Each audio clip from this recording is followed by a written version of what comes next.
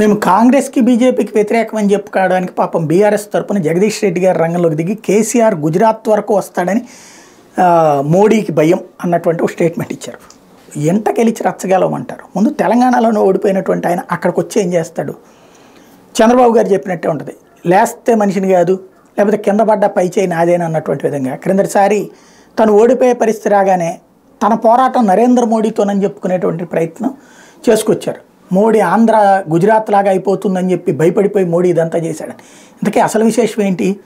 మోడీ ముఖ్యమంత్రి కాకముందే చంద్రబాబు ముఖ్యమంత్రిగా ఉన్నాడు, మరి అప్పుడు ఏమైనా గుజరాత్గా ఉందా?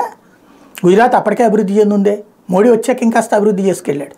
మరి మోడీ ఉన్నటువంటి సందర్భంలో ఇక్కడ చంద్రబాబు కూడా ముఖ్యమంత్రిగా ఉన్నారుగా, మరి ఎందుకు అప్పుడు గుజరాత్ కాలేదు?